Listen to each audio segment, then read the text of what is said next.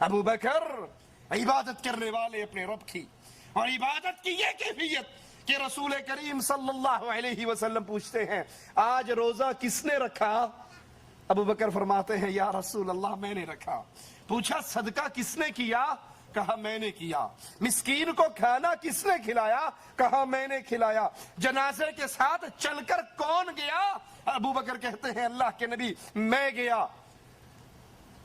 ابو بکر رضی اللہ عنہ وارضا رسول کریم صلی اللہ علیہ وسلم سے پوچھتے ہیں یا رسول اللہ صلی اللہ علیہ وسلم جنت کے 8 دروازے ہیں، انسان نے گزرنا تو ایک ہی دروازے سے ہے، ایک بندہ 2 دروازوں سے نہیں گزر سکتا، لیکن یا رسول اللہ صلی اللہ علیہ وسلم کیا کوئی ایسا خوش نصیب ہے جس کو جنت کا ہر دروازہ پکارے گا، ہر دروازہ آواز لے کر کہے گا میرے اندر سے گزر جا؟ آقا فرماتے ہیں ابو بکر مجھے امید ہے تو ان خوش نصیبوں میں شامل ہوگا جن کو جنت کا ہر دروازہ کہے گا اور میرے اندر سے جنت میں گزر جائے۔ ایک دن میں روزہ بھی ابو بکر نے رکھا، صدقہ بھی ابو بکر نے کیا، جنازہ بھی ابو بکر نے پڑھا، مسکین کو کھانا بھی ابو بکر نے کھلایا۔ کہا مجھے امید ہے، مجھے یقین ہے جس کو جنت کے ہر دروازے نے نام لے کر پکارنا ہے وہ ابو بکر صدیق ہے، جو جائے گا تو ایک ہی دروازے سے لیکن جنت کے ہر دروازے کی خواہش ہوگی کہ ابو بکر میرے اندر سے گزر جائے رضی اللہ عنہ وارضا۔ ابو بکر صدیق رضی اللہ عنہ وارضا اللہ کی مخلوق کی خدمت کرنے والے۔ مدینہ میں ایک بڑھیا رہا کرتی تھی، عمر فاروق رضی اللہ عنہ وارضا اس بڑھیا کے گھر جاتے، اس محتاج کے گھر جاتے، اس کا کھانے پینے کا بندوبست کر آتے، اس کے گھر کے کام کراتے۔ پھر یہ ہونے لگا حضرت عمر کے جانے سے پہلے بڑھیا کے سارے کام ہو چکے ہوتے، جب حضرت عمر پہنچتے پانی بھی بھرا ہوا ہے، صفائی بھی ہو چکی ہے، باقی معاملات بھی ٹھیک ہو گئے ہیں، گھر کے سارے کام ہو گئے۔ حضرت عمر کہتے ہیں ایک دن میں وقت سے پہلے آ کر چھپ گیا، دیکھوں تو صحیح یہ کون ہے جو نیکی میں فاروق اعظم سے بھی بڑھ رہا ہے۔ کہا اللہ کی قسم میں نے جب چھپ کر دیکھا تو وہ رات کے اندھیرے میں آ کر اس مجبور بڑھیا کا کام کرنے والا مسلمانوں کا خلیفہ ابو بکر تھا رضی اللہ عنہ وارضا، اللہ ان سے راضی ہو۔ بہادری کا کیا کہنا، شجاعت کا کیا کہنا۔ حضرت علی رضی اللہ عنہ وارضا خود لوگوں سے سوال کرتے ہیں، کہا بتا تمہارے نزدیک سب سے زیادہ بہادر کون ہے؟ لوگوں نے کہا اے علی رضی اللہ عنہ وارضا آپ ہو۔ آپ نے پھر پوچھا، کہا سنو میں جب بھی لڑا ہوں اپنے برابر کی چوٹ سے لڑا ہوں، تم بتاؤ سب سے زیادہ بہادر کون ہے؟ لوگوں نے کہا ہم نہیں جانتے۔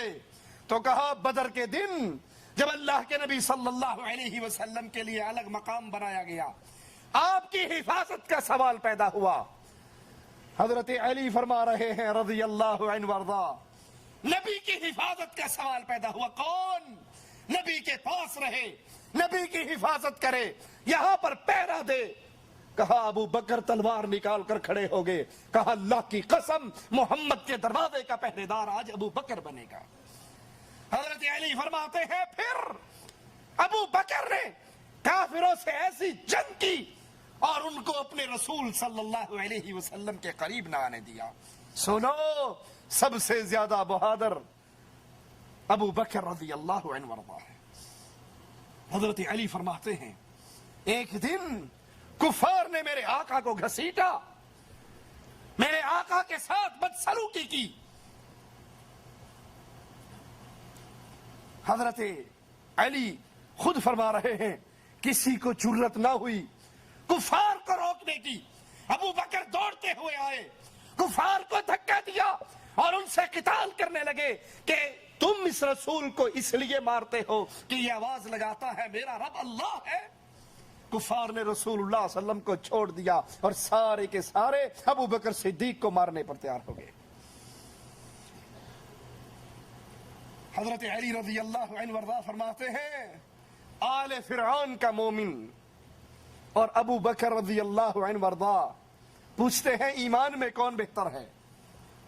کہا اللہ کی قسم آل فرعون کے مومن سے ابو بکر 1000 درجے زیادہ افضل ہے، کیونکہ آل فرعون کے مومن نے اپنے ایمان کو چھپا لیا تھا اور ابو بکر رضی اللہ عنہ وارضا اپنے ایمان کا اعلان کر رہے تھے۔ وہ ایمان چھپا کر بیٹھا تھا اور یہ ایمان کا اعلان کیا کرتے تھے، لا الہ الا اللہ کی آوازیں کو بلند کرتے تھے۔ حضرت حسن سے روایت ہے کہ سیدنا ابو بکر نے وفات سے قبل فرمایا، سنیے حضرت حسن کی گواہی رضی اللہ عنہ وارضا، وفات کے قریب امیر المؤمنین خلیفۃ الرسول ابو بکر صدیق رضی اللہ عنہ وارضا فرما رہے ہیں، لوگو یہ اونٹنی جس کا دودھ ہم پیتے ہیں، یہ پیالہ جس میں ہم کھانا کھاتے ہیں، اور یہ چادر یہ عمر کو دے آؤ اور اس کو کہہ دو بطور خلیفہ یہ چیزیں میں نے بیت المال سے لی تھی اور آج مرنے سے پہلے بیت المال کو واپس لوٹا رہا ہے۔ تم کہتے ہو علی کی خلافت پہ قبضہ کیا، ارے اگر اس نے قبضہ کیا اپنے لیے کیا بنایا؟ اپنے لیے کون سے محلات کھڑے کیے؟ اپنے آرام اور آسائش کے کیا سامان اکٹھے کیے؟ وہ تو مرتے ہوئے اونٹنی، ایک پانی کھانے کا پیالہ اور ایک چادر، اس کو بھی عمر کے پاس بھیجتے ہوئے کہتے ہیں واپس بیت المال میں سے میں نے لیا تھا، میرے بعد جو خلیفہ بنے گا یہ چیزیں اس کو دے دینا۔ حضرت عمر رضی اللہ عنہ وارضا ان چیزوں کو دیکھ کر رو پڑے اور کہنے لگے ابو بکر پہ اللہ رحم فرمائے، خلافت کا کام کتنا مشکل بنا دیا، جو بیت المال کا پیالہ بھی اپنے گھر چھوڑ کر نہ مرا، جو بیت المال کی اونٹنی اپنے دروازے میں بندی ہوئی چھوڑ کر نہ مرا، جو ایک چادر بیت المال کی واپس دے کر مرا، تم اس کے خلاف زبان نکالتے ہو۔ رسول کریم صلی اللہ علیہ وسلم کا فرمان سنیے اور پھر اس فرمان کی روشنی میں ابو بکر صدیق رضی اللہ عنہ وارضا کی شان کو تولیے۔ اللہ کے نبی علیہ الصلوۃ والسلام فرماتے ہیں تم میں امامت وہ کروائے، قوم کا امام وہ بنے جو سب سے زیادہ قرآن کا عالم ہو۔ امام کون بنے؟ جو قرآن کا زیادہ عالم ہو۔ اور پھر جب رسول کریم صلی اللہ علیہ وسلم بیمار ہوئے، امام بنانے کا وقت آیا تو آقا نے کس کو کہا تھا؟ عباس کو کہا، علی کو کہا، حسن کو کہا، حسین کو کہا، کس کو کہا؟ ابو بکر صدیق رضی اللہ عنہ وارضا۔ اور رسول امام وہ بنتا ہے جو قرآن کا سب سے بڑا عالم ہو۔ تو ثابت ہوا کہ تمام صحابہ، انصار اور مہاجرین، ان سب میں قرآن کا سب سے بڑا عالم ابو بکر صدیق رضی اللہ عنہ وارضا تھا۔ اسی لیے جب قرآن کی یہ سورت نازل ہوئی تھی، اذا جاء نصر اللہ والفتح ورأيت الناس يدخلون في دين الله افواجا، ابو بکر صدیق اس سورت کو سنتے ہیں اور کہتے ہیں اے نبی میرے ماں باپ آپ پہ قربان ہو جائے۔ یہ کہا اور رونے لگ گئے۔ لوگوں نے کہا اس بوڑھے کو دیکھو، کتنی خوشی کی بات ہے کہ دین اسلام پورا ہو رہا ہے، مسلمانوں سے مدد کے وعدے پورے ہو رہے ہیں، لوگ لشکر در لشکر اسلام میں داخل ہو رہے ہیں، اور یہ ابو بکر رو رہے ہیں۔ آپ نے کہا جس کو میں سمجھا ہوں تم نہیں سمجھ سکے۔ جب اسلام غالب ہو جاتا ہے، اسلام پورا ہو جاتا ہے، تو پھر اس نبی کی حاجت اس دنیا پہ باقی نہیں رہتی۔ جہاں اللہ کی نعمت پوری ہوئی ہے وہاں اس آیت میں یہ پیغام بھی ہے کہ اب جناب محمد کریم صلی اللہ علیہ وسلم ہم سے جدا ہونے والے ہیں۔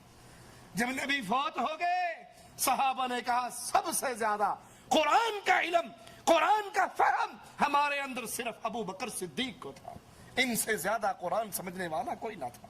اسی لیے رسول کریم صلی اللہ علیہ وسلم نے ان کو تمام صحابہ کی موجودگی میں امام بنایا۔